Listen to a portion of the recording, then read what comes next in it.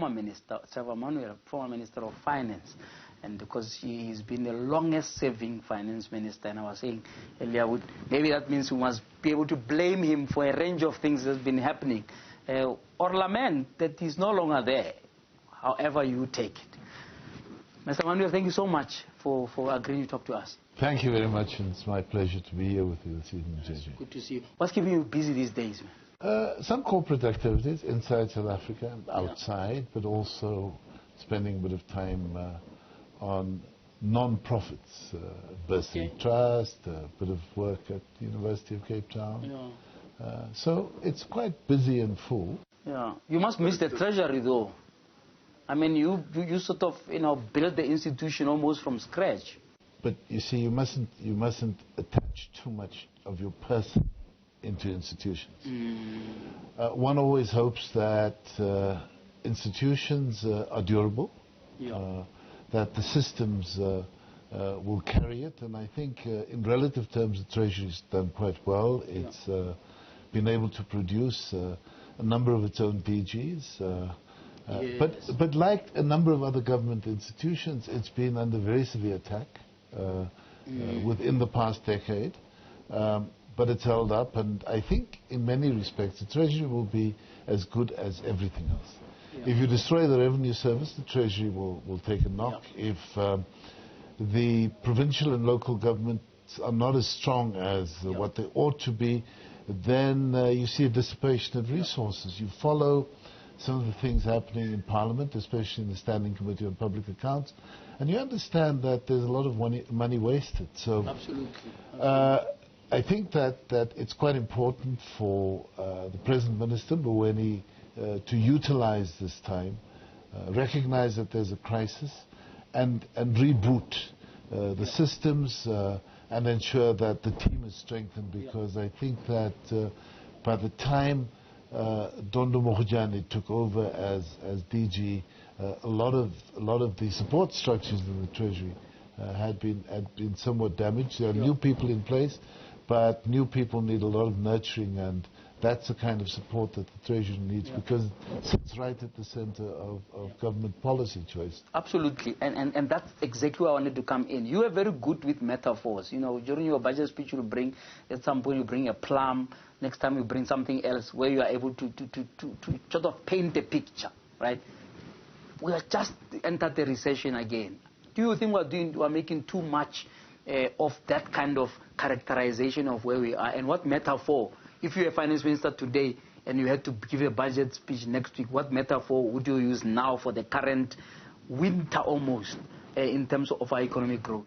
Look, I think that the first thing to do is that government must be in the forefront of engaging all sectors of society. I think that organizations like the BBC and other business organizations in a united way also have a big role to play. We mustn't talk past the fact that we find ourselves in a deep crisis. In the past week, we've had a lot of bad news. We've had the release of the fourth quarter GDP, informing us that we are now deep in recession. The fourth quarter was particularly bad. And if you look at the sectors that have taken the biggest knock, these are sectors that have been quite attractive to new entrants into the economy, black participants in particular. And I think of sectors like agriculture, and manufacturing, and transport and logistics and telecommunications. All of these sectors are taking a pounding. Now, if we bring people into sectors and there's no growth, it will be increasingly difficult. So we've got to recognize that. We've got to not lament the fact, but I think it's quite important to start with the reality of what this recession means for us.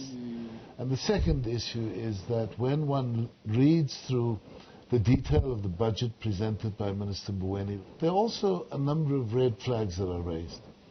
Our debt to GDP ratio is very high. Our debt service costs are very, very high. The deficit at 6.8% means that we have to borrow so much more. And if you aggregate all of that, we are spending too much money on servicing debt, and that means that there's less resources available for dealing with public services.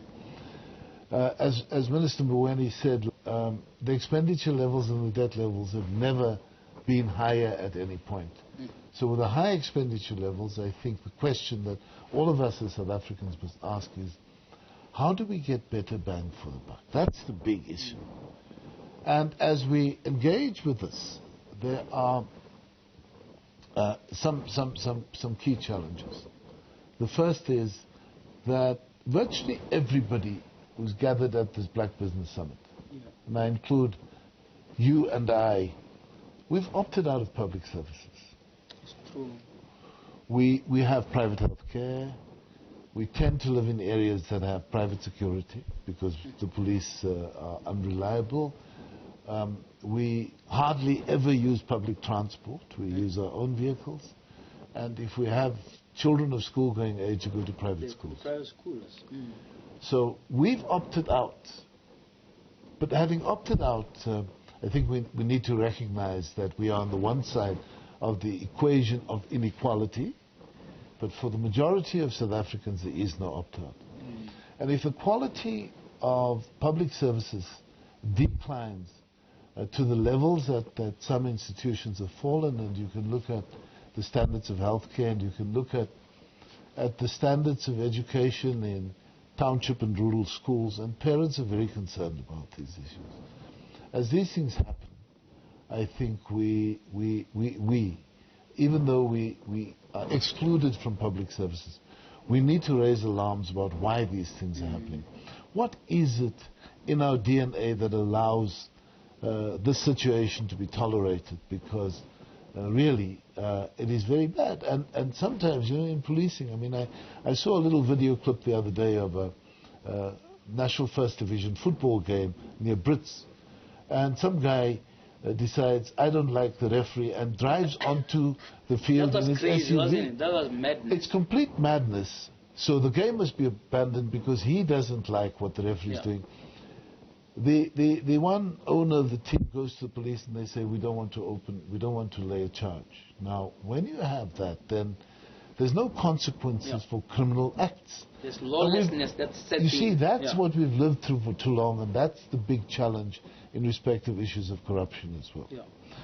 We've got to root out every vestige of corruption, regardless of the political party that individuals are a member of, regardless of their station in life. We've got to root it out because we can see the costs of this. I mean, if you... So we've got all of that, and then you've got to try and understand what has happened to some of our key institutions, and perhaps the most worrying for me is local government, because most of us have relations with rural areas. If you go back to the rural areas where we were born and raised, you begin to see just how bad things are. Access to water and sanitation, and the fact that there are no roads, and the fact that nobody seems to care about the people who remain trapped in that environment is deeply, deeply worrying, and we should be calling this out and asking the tough questions. Why are the poor as underserviced as they are, and what is happening to the resources? Minister Dlamini Zuma said that the high levels of indebtedness of local government is a major problem, and they are highly indebted, but they don't do things like pay for services, and Escom has a crisis as a consequence. So they have to switch off. Those institutions, I think, local government are important. The second institution I want to call is the Land Bank. It's a bank, it's a state-owned bank, designed to support agriculture. Agriculture is very important, and everybody wants to accelerate land reform and ensure that it's not just land reform for land ownership, but also land reform for agriculture. But just a few weeks ago, the Land Bank had its credit rating downgraded to junk. And then you want to start the state bank. Then you want to start a state bank. You want to start a state bank, but the problem is right now that the Land Bank's client base are farmers.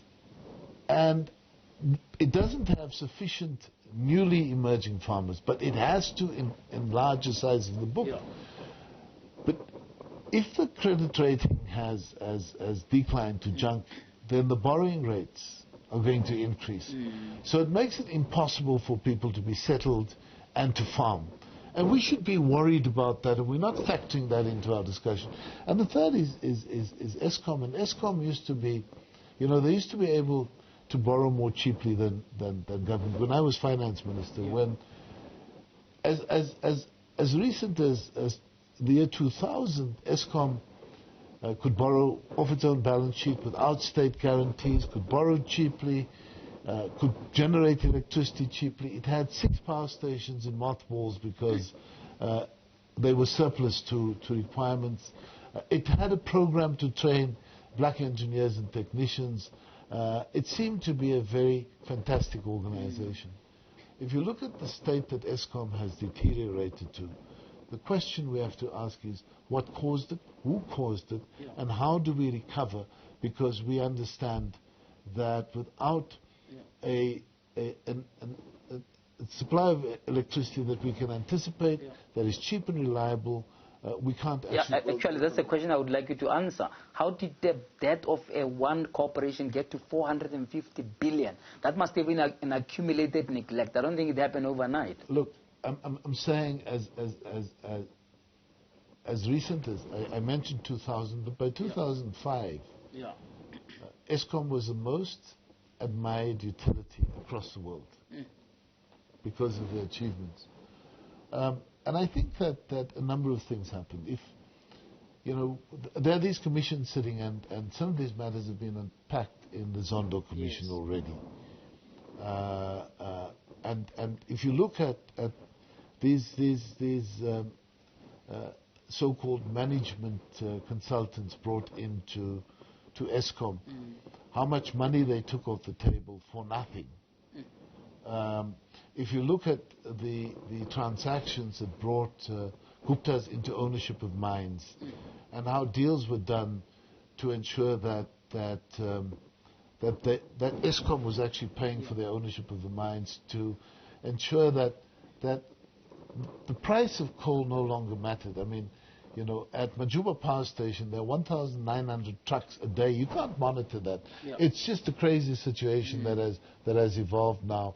And hopefully the management now in place will take this problem by the scruff of its neck, communicate quite openly, and ensure that we can deal with this matter going forward. Absolutely. I want, after the break, to now zone into the macro economy. You have been maligned, to say the least, on the gear policy and what the unions are up in arms. They say they have been so since 1996. And I would like you to just take a journey back to say, if you were to do this again, right, what are the 1 or 2 things that you would change, right, in order to position South Africa differently or to have achieved a different trajectory?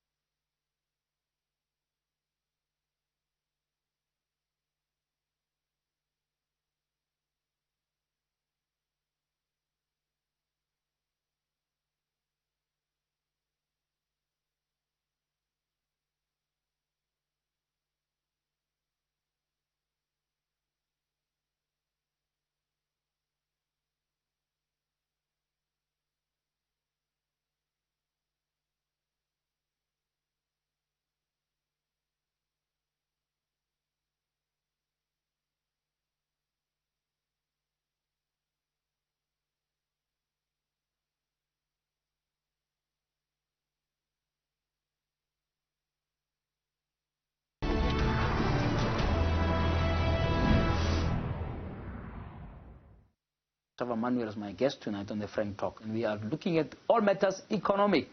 He's the longest serving finance minister and has views and to spare about our economy. Right.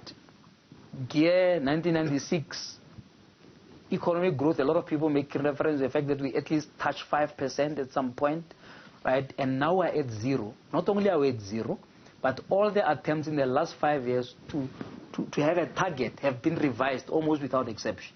So it looks like, you know, we are not anywhere near the growth targets that you put as part of the NDP in terms of being at 6% or something at some point.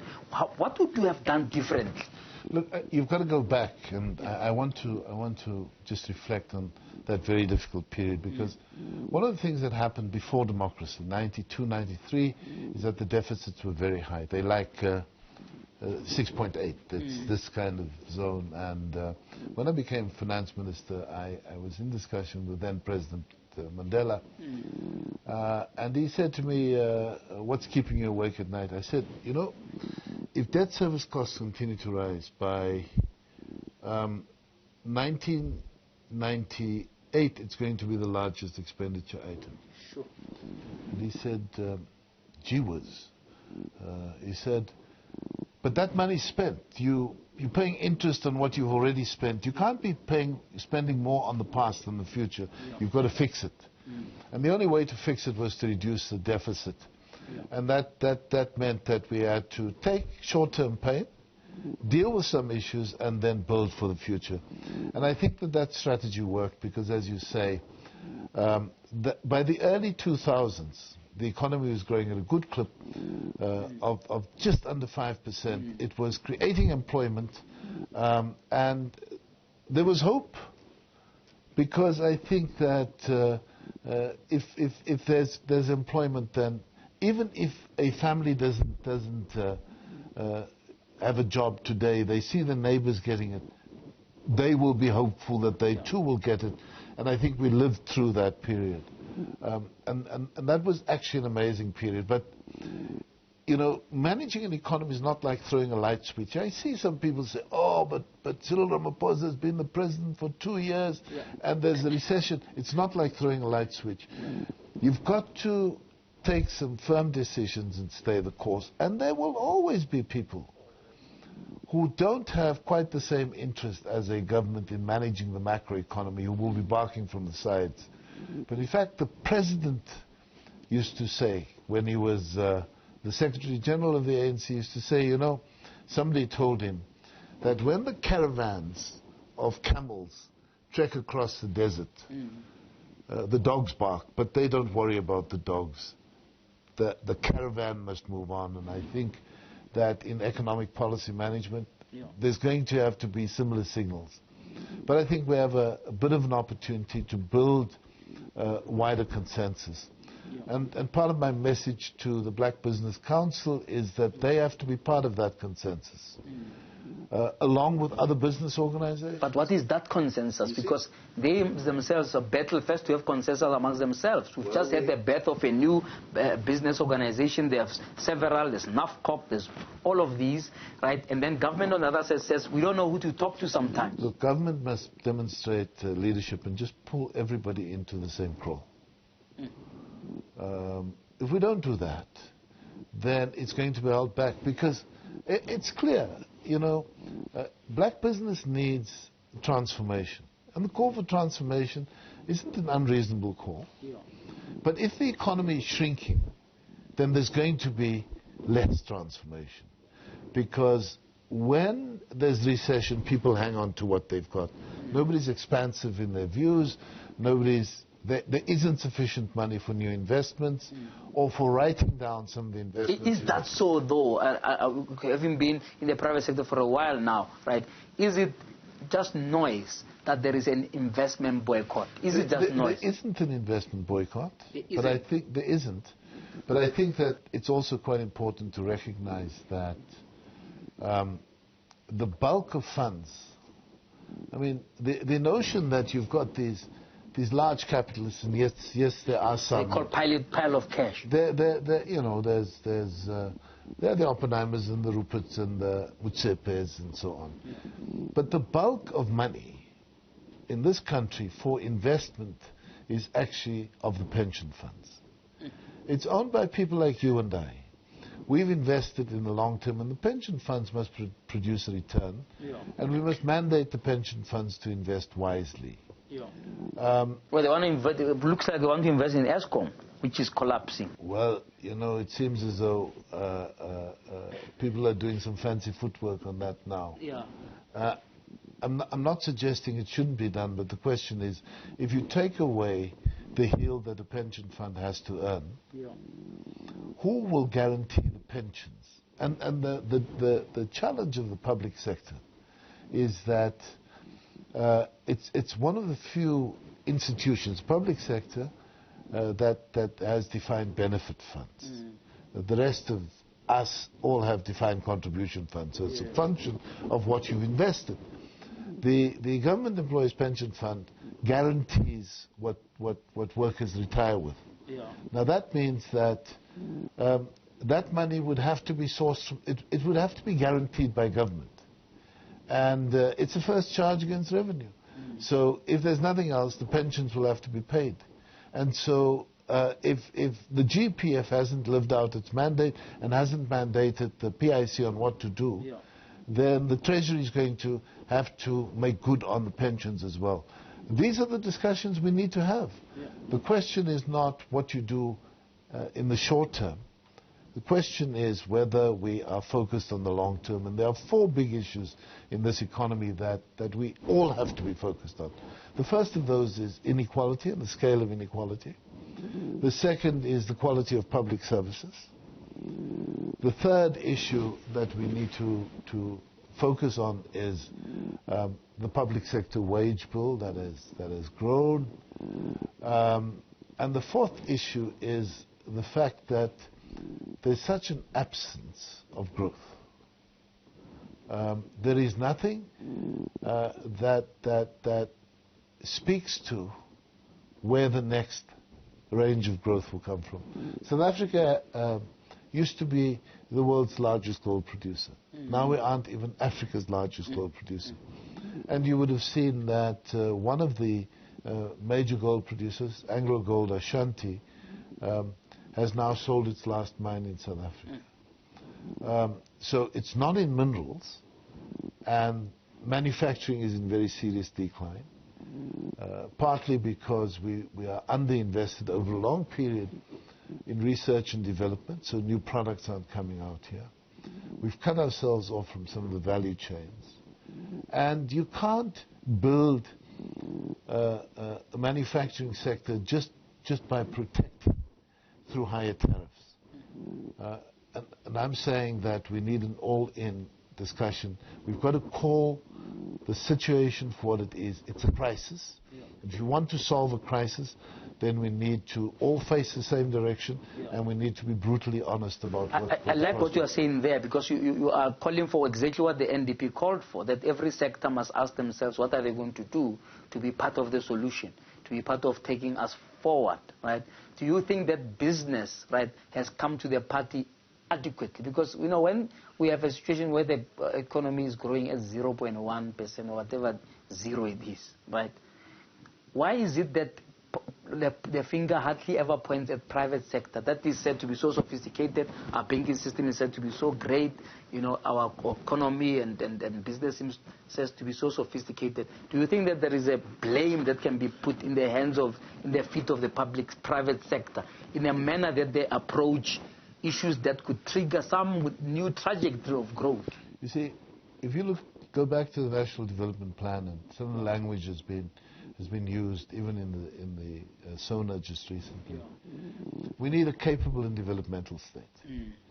Developmental in its orientation, so that it always desires to serve the interests of the poorest in society. That's developmental. And capable in that it lives out the responsibilities that it wants to deliver on. So if it says healthcare for all, if it says that we want to move to NHI, it must demonstrate how it will get there, and people must trust it. As it happens in terms of numbers, this year our debt service costs and our health spending are virtually exactly the same, 227 billion rand each. And if we're spending as much on yesterday's debt as we are on healthcare, how do we protect our people? We can ask serious questions about coronavirus. We can express views about the hope of an NHI, But we must understand that the NHI will only come if there's a major investment